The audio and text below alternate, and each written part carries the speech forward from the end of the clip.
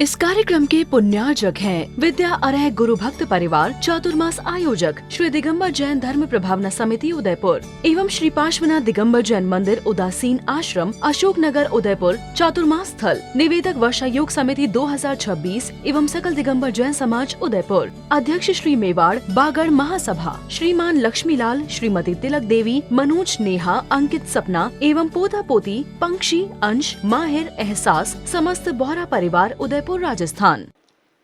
संसार का हर प्राणी संसार में जन्म लेता है और आयु के अंतिम समय में मरण को प्राप्त करता है। जन्म लेना और मरण करना ये संसार की नियति है। संत कहते हैं ना जन्म लेना मेरे हाथ में है, ना मरण करना हमारे हाथ में है। प्रकृति के नियम है, ये चलता रहेगा। संसार चक्र है। इस चक्र के बंधन से हमें मुक्ति को प्राप्त होना है तो कर्म के बंधनों से छुटकारा पाना पड़ेगा। जब तक कर्म के बंधन से छुटकारा नहीं पाएंगे तब तक हम मुक्ति के द्वार तक नहीं पहुंच पाएंगे। इस सिद्धांत है। तो हमारी आत्मा अनादि काल से कर्मों से जकड़ी हुई है। जैसे एक मकड़ी जाल बुनती है और जाल बुनती बुनती खुद को ही जाल में फंसा लेती है। उसे पता नहीं होता है कि जाल हम किसके लिए बुन रहे हैं। जब फंसती है तभी उसे मालूम पड़ता है कि ये तो मेरे से बहुत बड़ी गलती हो गई। संसार का हर प्राणी मकड़ी की जाल की तरह अपना संसार का जाल बुनता है और उसमें फंस करके अपने जीवन का अंत भी कर देता है। जब अंत होता है तब पता पड़ता है कि हमने क्या किया और क्या मुझे करना चाहिए था। आज के संदर्भ में 4 बातें आपके समक्ष रखूँगा। कर्म बांधना। कर्म बांधना, हर कोई कर्म बांध रहा है। आप यहाँ बैठे हैं तो कर्म बंध रहा है। पूजन कर रहे हैं तो कर्म बंध रहा है। कोई भी क्रिया कर रहे हैं तो कर्म बंध रहा। झगड़ रहे हैं तो कर्म बंध रहा। चल रहे हो तब कर्म बंध रहा। खाना खा रहे हो तब कर्म बंध रहा। आहार ले रहे तब भी कर्म बंध रहा और दे रहे तब भी कर्म बंध रहा। यानी 24 आवर्स रनिंग कर्मों का आश्रय हो रहा है। अब ये तुम्हारे ऊपर निर्भर है कि कौन सी क्रिया की प्रतिक्रिया के द्वारा हम कर्मों का बंध बांध कर रहे हैं। एक व्यक्ति दान दे रहा है बड़े उत्कृष्ट भावों को लेकर के। मंदिर का निर्माण हो रहा है, मुख्य भूमिका निभा रहा है, तो उसके जीवन में उत्कृष्ट पुण्य का बंध हो रहा है। और एक व्यक्ति देख करके ईर्ष्या कर रहा है कि कैसा मूर्ख है, दान दे रहा है, इसके दान से होने क्या वाला क्या है। इसने उत्कृष्ट पाप का बंध कर लिया है। कर्म दोनों जगह बंध रही है। जो कर्म बांधता है वही भोगता है। कर्मों को तीर्थंकर भगवंतों के लिए भी नहीं छोड़ा। हम पारसनाथ भगवान के इतिहास को पलट करके देखो, 10 भव के इतिहास मिलता है। हर भव में उन्हें कर्मों से सामना करना पड़ा। कर्म के सामने किसी की नहीं चलती है। चाहे राजा हो, चाहे रंक हो, चाहे सेठ हो, चाहे साहूकार हो, चाहे दानवीर हो या कर्मवीर हो। भरत बाहुबली को देख लो, दोनों छायक सम्यक दृष्टि। कहां पर कर्म बांधा होगा? भाई भाई में झगड़ा चल रहा है। ये रीत आज की नहीं, अनादि से चली आ रही है। आज यदि कोई झगड़ता है तो कोई नई बात नहीं है। कर्म बांधना, कौन से कर्म बांधना? कर्म तो सभी बांध रहे हैं। मैं भी बांध रहा हूं, आप भी बांध रहे। मैं बोल करके बांध रहा हूं, आप सुन करके बांध रहे। इसमें भी तारतम्यता को लेकर के कितना उत्साह तुम्हारा धर्म करने में हो रहा है, उतना उत्कृष्ट तुम्हारा पुण्य का बंध होगा। जितना उत्कृष्ट तुम्हारी शुभ क्रिया में भाव लगेगा, उतना उत्कृष्ट तुम्हारा अनुभाग को लेकर के पुण्य का बंध होगा। और जितनी पाप की क्रिया में तुम्हारा उत्साह होगा, उतना उत्कृष्टता को लेकर के पाप का भी बंध होगा। पर एक साथ दोनों बंधते हैं। जब पुण्य क्रिया तीव्रता को लेकर के तुम कर रहे हो, तो उस समय जघन अपेक्षा से पाप भी बनता है, और यदि पाप उत्कृष्टता से कर रहे हो और जघन अपेक्षा से पुण्य भी बंध को प्राप्त होता है, ऐसा आचार्यों का कथन है। तो कर्म बांधना, फिर बांधने के बाद क्या होता? कर्म भोगना। जो बीज बोया है फसल तो आएगी। बोलो, ये कौन सा नगर है? जोर से बोलो, आवाज नहीं आई, अच्छे से बोलो। नेमिनाथ नगर, यानी नेमी नगर। नेमिनाथ भगवान की प्रतिमा आपके जिनालय में है। उसके नाम से आपकी कॉलोनी का नाम भी नेमी नगर कॉलोनी रखा गया। नेमिनाथ भगवान की सगाई हो गई थी, वो वन की ओर चले गए, और आप सगाई करके घर की ओर चले गए। हमारे सामने टाया परिवार, जिनके बड़े भाई झमकलाल जी हुआ करते थे, वो समाज के बहुत बड़े दानवीरों में उनकी गिनती आती है। उन्हीं का अनुकरण करते हुए महेंद्र भाई भी आपके सामने हैं। वो दान दे करके अपने जीवन को महान बना रहे। कल मैं यहाँ पर पहुँचा तो यहाँ के वकील साहब हैं ना, आप वकील साहब ने मुझे बताया कि महाराज श्री, ये टाया परिवार का एक टावर खड़ा हो रहा है। मुझे सुनकर के बड़ा प्रसन्नता का अनुभव हुआ कि लोग पैसा कमाते हैं, विषयों में गमाते हैं। तो कर्म बांधना, जैसा बीज तुम भूमि में बोओगे, वैसा अंकुरित होकर के फसल लहलहाएगी और उसमें फल वैसा लगेगा। यदि आपने नीम का बीज बोया है, तो नीम का फल निभोरी होती है, जिसका स्वाद क्या होता है? जोर से बोलो, मेरे कान ऊंचे सुनते हैं। मीठा, कड़वा। इतना तो अनुभव हो गया कि नीम का टेस्ट कड़वा होता है, और गन्ने का टेस्ट कैसा होता है?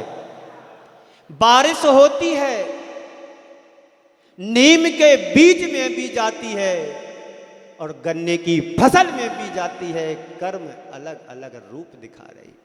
जल वही है, अमृत है।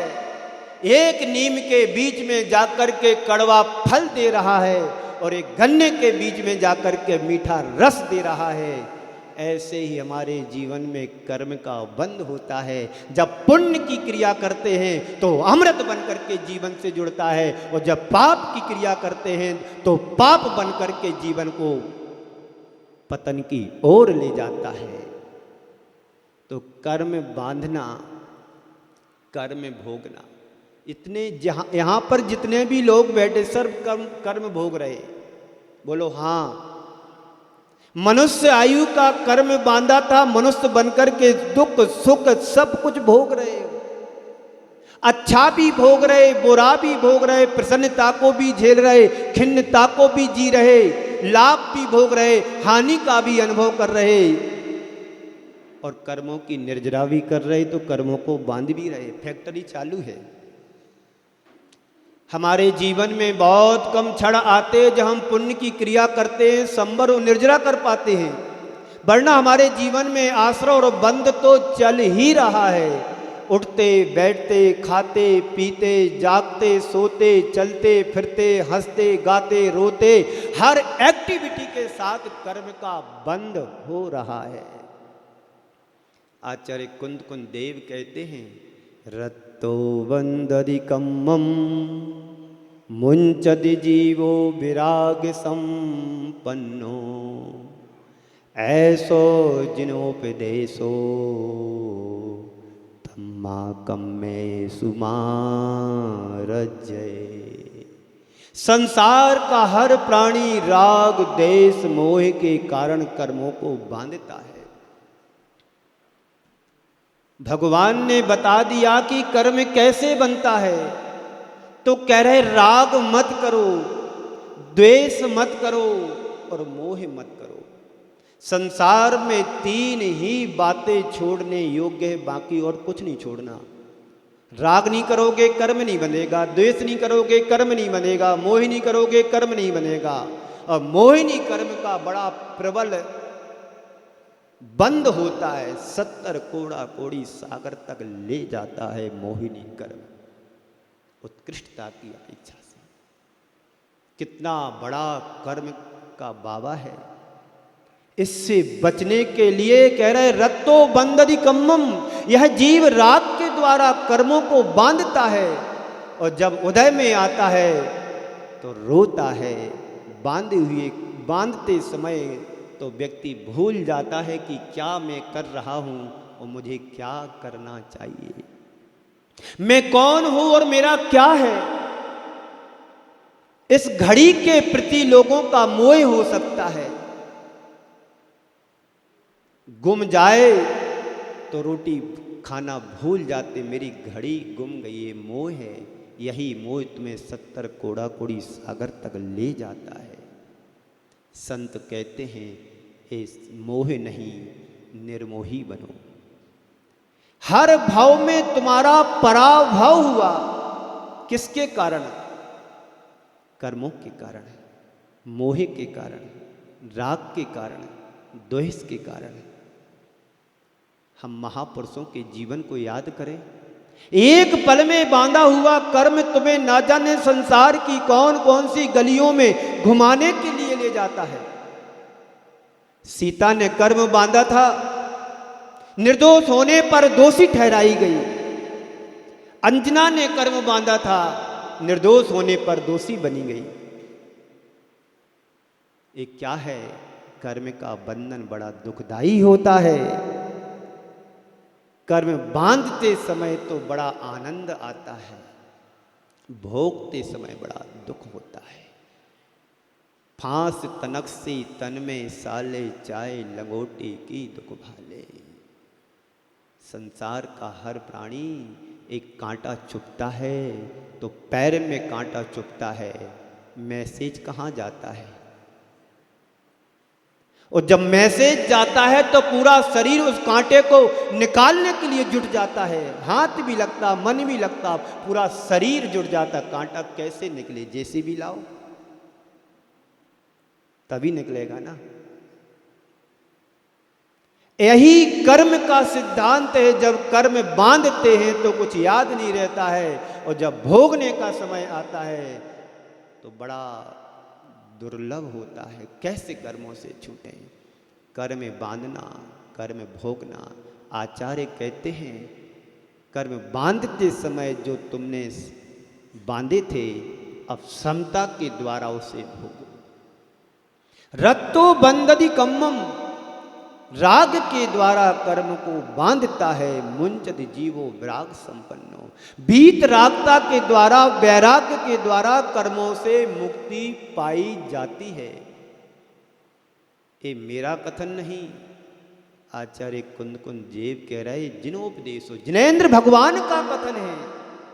संसार का हर प्राणी राग के द्वारा कर्मों को बांधता है और भीत रागता के द्वारा कर्मों को छोड़ता है। मुंचदी, छोड़ता है। भोगना, कर्म को भोगना। जिस उत्साह से तुमने कर्म को बांधा था, उतने ही उत्साह से कर्म को सहन करो, भोगो। ये मेरा ही कर्म है, किसी और का नहीं। मैंने कर्म बांधा था, आज उदय में आया है, उदय नगर में, अब मुझे भोगना है सो भोगना है। चाहे रो करके भोगो या हंस करके भोगो। हंस करके भोगोगे, समता के साथ भोगोगे, कर्म बंधेगा नहीं, अपितु कर्मों की निर्जरा होगी। और रोगे, कर्म एक भोग रहे और दूसरा कर्म बंध रहा है। ज्ञानी, ज्ञानी क्या करता है? ये सब औदैहिक भाव है। समता सर्वभूतेषु संयमे सुभावना आर्त रौद परित्याग तद्धि सामायिकम व्रतम, ऐसा आचार्यों ने कहा है। समता रखो, विषमता में कर्म बनता है, समता में कर्मों की निर्जरा होती है। कर्म तो भोगना ही पड़ेगा, चाहे राजा हो या रंक हो। जो कर्म हमने कर्म रूपी बीज बोया है, किसी ना किसी भाव में भोगना पड़ेगा। रावण ने भी कर्म बांधा होगा, राम ने भी कर्म बांधा था, तो रावण का भी कर्मोदय में आया और राम का भी कर्मोदय में आया कि राम के सीता का हरण हुआ और उसने कर्म ऐसा बांधा था कि उस सीता का निमित्त बनकर के नरक की नुगोद की यात्रा करने के लिए अभिशप्त हो गया। राम मोक्षगामी थे, उन्होंने समता रखी, धैर्य रखी, हमेशा यही कहते थे हमारी सीता को वापस कर दो, मुझे कुछ नहीं करना है। लेकिन कर्म पर वसई शांतई, कर्मों के वशीभूत होकर के बुद्धि भी भ्रष्ट हो जाती है। कर्म तो भोगना पड़ेगा, सीता को भी भोगना पड़ा, अंजना को भी भोगना पड़ा, राम को भी भोगना पड़ा, कृष्ण को भी भोगना पड़ा, रावण को भी भोगना पड़ा, लक्ष्मण को भी भोगना पड़े। और आज हम और आप सब बैठे हैं, सर्व कर्म के ही तो फल भोग रहे। और क्या है, मनुष्य बन गए तो यानी तुमने लंका जीत ली। कितने बार मनुष्य बने इसका कोई हिसाब किताब नहीं है। अनंतों बार मनुष्य बना है, अनंतों बार पशु बना, अनंतों बार नरक गए जीव और अनंतों बार मोक्ष गए। लेकिन सम्यक दर्शन के अभाव में सब करनी दुखकारी है। सम्यक दर्शन यदि हो जाता तो आज हम और आप यहां नहीं होते, कहीं और होते, जहां भगवान है वहां होते। सम्यक दर्शन क्या चीज है? बहुत अच्छी अच्छी बातें कर लेते हैं, लेकिन सम्यक दर्शन का व्यवहारिक रूप भी नहीं होता है तो सब कुछ होने के बाद भी कुछ नहीं है। बिना व्यवहार के निश्चय तक नहीं जाते हैं। बिना बर्तन के दूध गर्म नहीं हो सकता है। दूध को गर्म करने के लिए पात्र की जरूरत है और पात्र भी शुद्ध और साफ होना चाहिए। वे लोग हैं जो पात्र तो देखते नहीं है और दूध गर्म करना चाहते हो, मोक्ष जाना चाहते हैं और पात्र है नहीं है तो मोक्ष भी मिलने वाला नहीं है। जो मोक्ष की इच्छा रखता वो मुमुक्षु है। घर में बैठे रहोगे मुमुक्षु कहलाओगे तो क्या होगा? बुभुक्षु बन जाओगे। जो भोगने की इच्छा हो, खाने की इच्छा हो, पीने की इच्छा हो, सोने की इच्छा हो, चलने फिरने की इच्छा हो, वो बुभुक्षु है। जहां पर इच्छा शब्द जुड़ जाता है वो बुभुक्षु है, और जहां इच्छा निहित हो जाता, रहित हो जाता, मुमुक्षु बन जाता है। और जो मोक्ष की इच्छा रखता उसे मुमुक्षु कहते हैं। एक तन पर धागा भी होता है तो मोक्ष नहीं होता है। बात समझ में आ रही है? तो कर्म को बांधना, पर कर्म को भोगना। कैसे भोगना? प्रसन्नता के साथ भोगो। ये वैभव मिला है, प्रसन्नता रखो। गरीबी मिली है, प्रसन्नता रखो। जितने उत्साह से तुम प्रसन्नता को स्वीकार करते हैं, संत कहते उतने उत्साह से आप गरीबी को भी स्वीकार करो। ये सब पुद्गल की पर्याय हैं। किसकी पर्याय हैं? गरीबी भी मेरा स्वभाव नहीं है, अमीरी भी मेरा स्वभाव नहीं है, प्रसन्नता भी मेरा स्वभाव नहीं है, खिन्नता भी मेरा स्वभाव नहीं है। ये सब फिर क्या है? ये सब विभाव है। स्वभाव तो आत्मा का कैसा है? एगो में सास दो आदा, दंसन नाण लखड़ो, शेषा में बाहिरा भावा, सभ्य संयोग लखड़ा।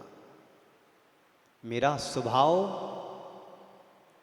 ज्ञान और दर्शन, जानना और देखना है। शेष जो कुछ भी मुझे दिखाई दे रहा है सब बाहरी चीजें हैं, ये सब बाहरी लक्षण हैं। आत्मा का स्वभाव तो जानना और देखना, जो एकमात्र आत्म स्वरूपी है। एको में शाश्वतो आधा, एक शाश्वत आत्मा मात्र है। दर्शन और ज्ञान मेरा स्वभाव है। शेषा में बाहिरा भावा, शेष बाहिरी बाह्य निमित्त है, ये मेरे स्वभाव नहीं है। इसलिए एगो में शाश्वतो आधा, दंसन नान लक्षणों, शेषा में बाहिरा भावा, सब्बे संयोग लक्षण। सब संयोग लक्षण वाले हैं। सुख मिला तो संयोग बना, दुख मिला तो संयोग बना, वैभव मिला तो पुण्य का संयोग मिला, और गरीबी मिली तो पाप कर्म का संयोग बना। जो कुछ भी संसार में है संयोग मात्र है, मेरे पास हैं पर मेरे नहीं। ये श्रद्धान हमारा होना चाहिए। तो कर्म बांधना, कर्म भोगना, फिर क्या करना? कर्म काटना। फसल बो दी? बोलो हाँ, बोलो जोर से। मक्का की फसल बोई, अब भोगोगे, जब उसमें भुंटे आएंगे, खाएंगे, भोगेंगे, फिर बाद में क्या करोगे? कटिंग। कर्म बांधा था इंसान मनुष्य बन गया, सुख दुख भोग रहा है। भोगना ही हमारी नियति नहीं है, कर्म को काटना भी बहुत महत्वपूर्ण बात है। जो बांधा है उसे काटना मेरा स्वभाव बने। दूसरों की बुराई करके खूब काट करते हो। कब कोई दूसरा हमारी बुराई करता तो कैसा लगता है? बोलो, अनुभव की बात बताना।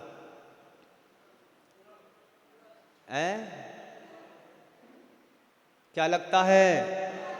जोर से बोलो, मैं ऊंचा सुनता हूं। बुरा लगता है कि बुरा लगता है, अच्छा नहीं लगता। संत कहते हैं जो व्यवहार तुम्हें दूसरों का पसंद नहीं है, वही व्यवहार तुम दूसरों के साथ करो।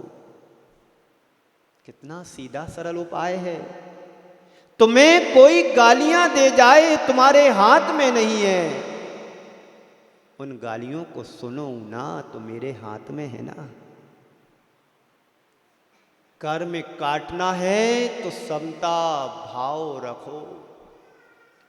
बिना समता के सब विषमता है, और विषमता में दुख है और समता में सुख है।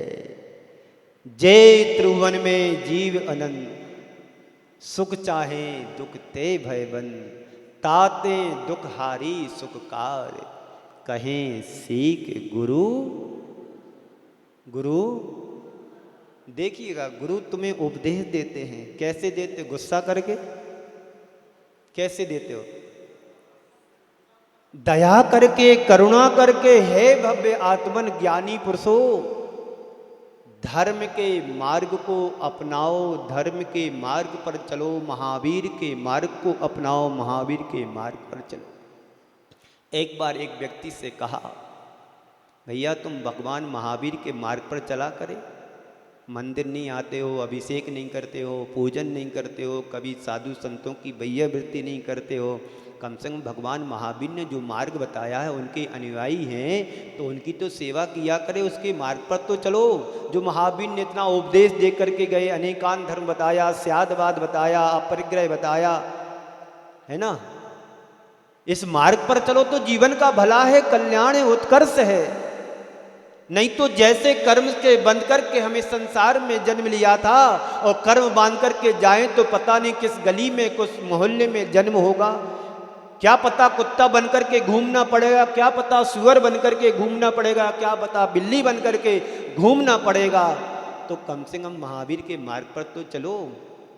तो है मालूम उसने क्या जवाब दिया? आपको पता नहीं महाराज श्री, नगर पालिका वालों ने हमारी रोड का महावीर मार्ग रख दिया। आपको पता नहीं, नगर पालिका वालों ने हमारे रोड पर महावीर मार्ग रख दिया। मैं सुबह से शाम तक और शाम से घर आते समय महावीर के मार्ग पर ही चलता हूँ। अब ऐसे लोगों से क्या कहा जाए जो शॉर्टकट रास्ता अपनाते हैं। क्यों महेंद्र जी, अपन तो सही मार्ग पर चल रहे ना। बस भगवान की कृपा से जो मिला है देते जाओ आंख बंद करके, कंजूसी नहीं करना। करोगे? कभी नहीं। उनने कसम खाई है भगवान की, मेरा क्या है तेरा तुझको अर्पण। क्यों बाबूजी? मेरा क्या है तेरा तुझको अर्पण, मेरा भी मेरा नहीं है और तेरा भी मेरा नहीं है। ये सिद्धांत को अपनाना है तो सही अध्यात्म गुरु महीना कहलाओगे। आध्यात्मिक गुरु वही है जो मेरा सो मेरा नहीं, तेरा भी मेरा नहीं, वो सही गुरु है। और अज्ञानी कौन? मेरा तो मेरा है, तेरा भी मेरा है। मेरा तो मेरा है, पता है मेरा मकान है, मेरी दुकान है, मेरी गाड़ी, मेरी फैक्ट्री, और पड़ोसी की भी मेरी है, नजर उस पर है ज्यादा। व्यक्ति अपने सुख से सुखी ना हो करके दूसरों के सुखों से दुखी होता, यही अज्ञानता है। क्या है? कर्म कैसे काटें? आज तो कटेंगे नहीं कर्म, और समय भी अपना हो रहा है। कर्म काटने में कितने जन्म लगेंगे, कितने भव लगेंगे, भगवान ही बता पाएगा। क्योंकि आज केवली श्रुत केवली तो नहीं है जो तुम्हारे अंदर की केमिस्ट्री के तंत्र को बता सके, लेकिन इतना अवश्य है आपकी प्रकृति को देख करके जब वैद्य बता देता है कि तुम्हारा पित्त बढ़ रहा है, कि कफ बढ़ रहा है, कि बात बढ़ रही है, कि बात बढ़ रहा है। शब्दों को ध्यान से सुना करे, बहुत रहस्य रहता है। 3 प्रकृति होती है हमारे शरीर के अंदर। लोगों को बात का रोग होता है, गठियावाद जिसे बोलते हैं, और एक लोगों को वो रोग हो जो हर बात पर बात करते हैं, किसी की सुनते ही नहीं। जब सुनाना शुरू कर दे तो सुनना है, बस बोलते जाना, ये भी रोग होता है। तो कर्म काटें, कैसे काटें? छेनी हथौड़े से? किससे काटें? आरी से काटें? कुल्हाड़ी से काटे? क्यों बाबूजी? ट्रांसपोर्ट वाले बाबूजी बैठे यहाँ पर, भैया थोड़ा इन लोगों को जरा चेहरे दिखा दिया करे, इन्हीं से 4 महीने जीना अपन के लिए है। हाँ, जोरदार तरीके से इन महान मूर्तियों के लिए सम्मान में तालियां बजा दी जाए जोर से। ऐसी उदार भावना के साथ यदि सभा में बैठते हैं, उनका ही भला होने वाला है। तन्ने धन को साथी समझाता, पर ये भी छोड़ो चले जाते हैं, पर ये भी छोड़ो चले जाते हैं। हम क्या छोड़ेंगे? दुनिया हमें छोड़ करके चली जाएगी। एक मित्र कहता है, जब मेरे पिताजी मरे तो 10 करोड़ की संपत्ति को छोड़ करके गए। दूसरा कहता, जब मेरे पिताजी मरे तो 20 करोड़ की संपत्ति छोड़ करके। उदयपुर की बात है, दूसरे गांव की नहीं है, उदयपुर की बात। यहाँ करोड़पति लोग हैं। बाजू में वहीं भिखारी का लड़का घूम रहा था, उसने इन दोनों की बात को सुना और कहता है, दोनों उल्लू के पट्टे। उन दोनों धनाढ़ परिवार के बच्चों ने सुनकर के कहा, क्या बोलता है वे? औकात क्या तुम्हारी? मैं हम लोगों से उल्लू का पट्टा बोलता है? हाँ भैया, आप दोनों उल्लू के पट्टे। फिर से बोल रहा हूं, ताकत कहां से आई? औकात कैसे तुम्हारी?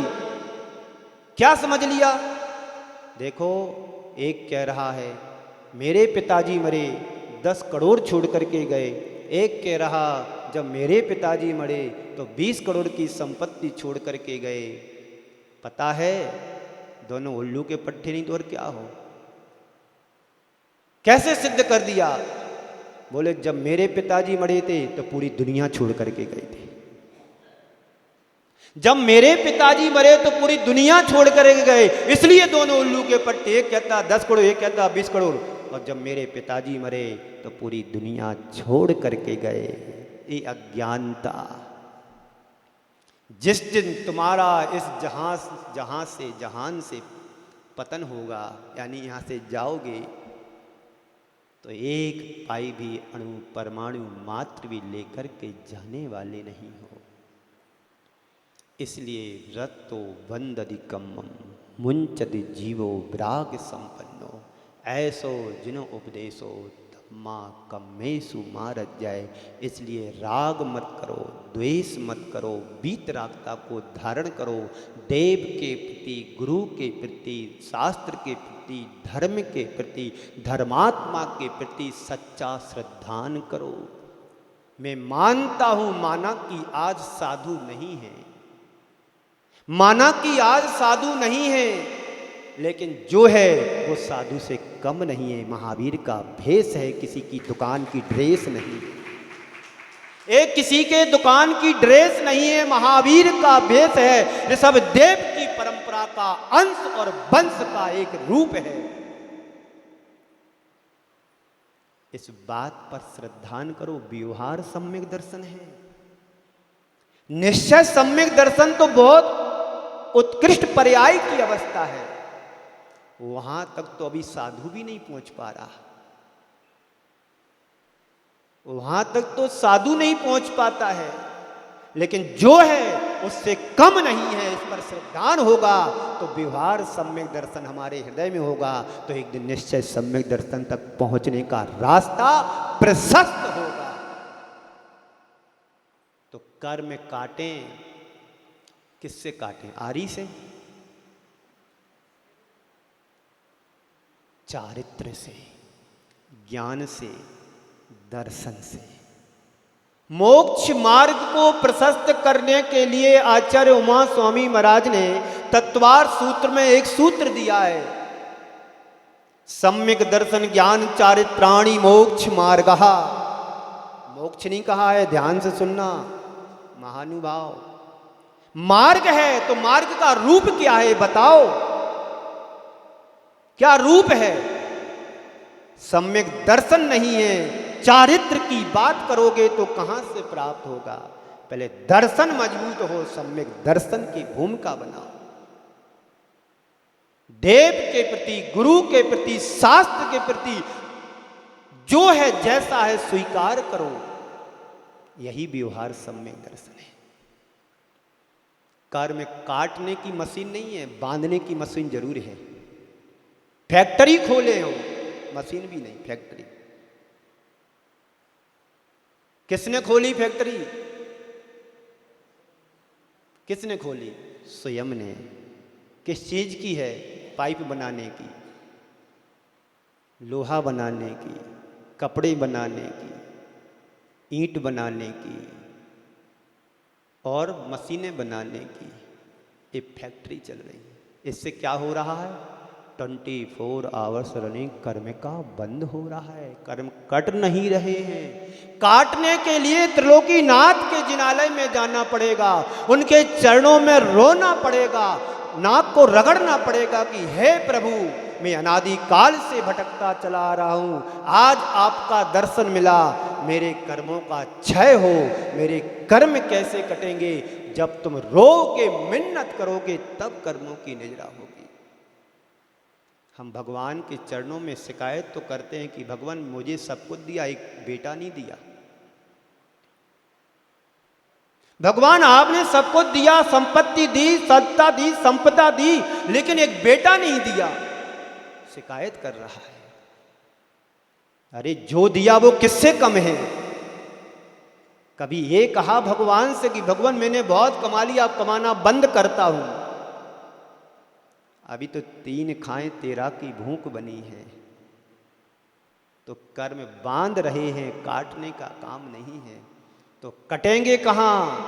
देव, शास्त्र, गुरु और केवली श्रुत केवली के चरणों में जब तुम सम्यक ग्रहण करोगे तब कर्म काटने की व्यवस्था बनेगी।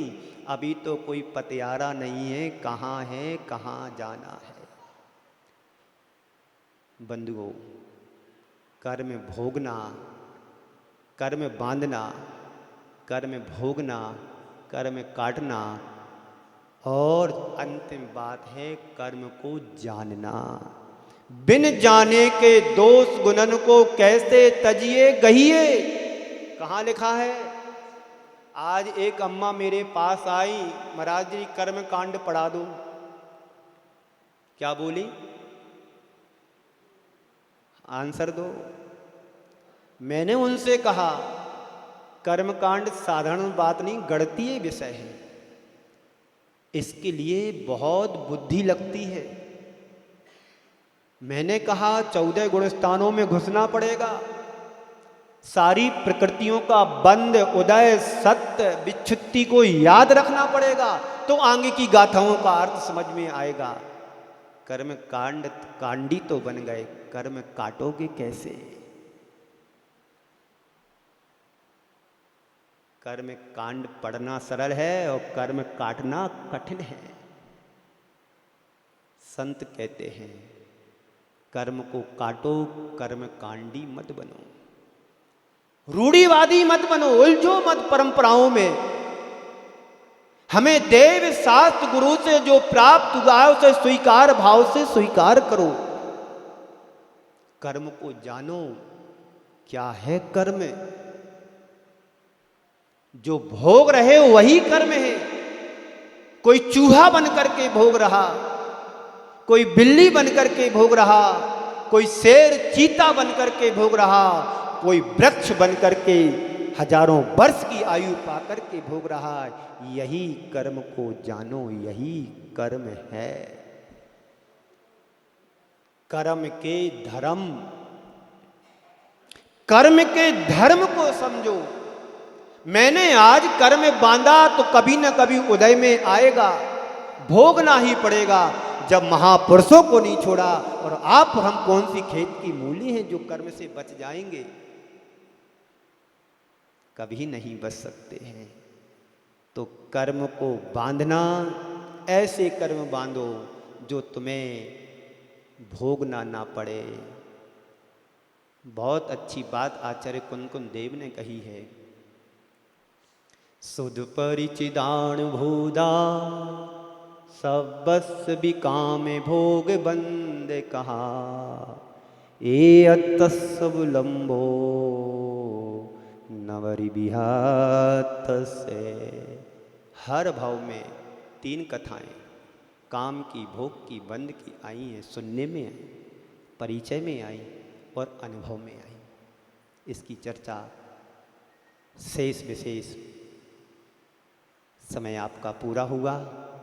बड़ा आनंद आता है जब समय सार को सुनते हैं, पढ़ते हैं, उसमें डूबने का प्रयास भी आप सबका होना चाहिए।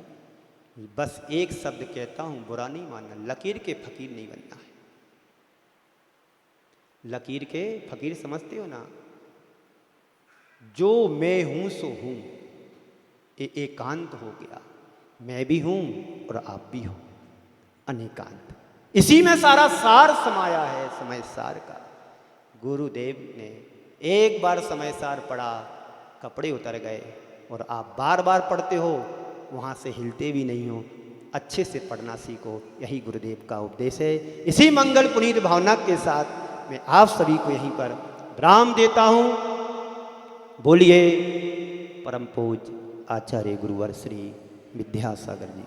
इस कार्यक्रम के पुण्यार्जक थे विद्या अरह गुरु भक्त परिवार चातुर्मास आयोजक श्री दिगंबर जैन धर्म प्रभावना समिति उदयपुर एवं श्री पार्श्वनाथ दिगंबर जैन मंदिर उदासीन आश्रम अशोक नगर उदयपुर। चातुर्मास स्थल निवेदक वर्षा योग समिति 2026 एवं सकल दिगंबर जैन समाज उदयपुर। अध्यक्ष श्री मेवाड़ बागड़ महासभा श्रीमान लक्ष्मीलाल, श्रीमती तिलक देवी, मनोज, नेहा, अंकित, सपना एवं पोता पोती, पंक्षी, अंश, माहिर, एहसास, समस्त बोहरा परिवार उदयपुर राजस्थान।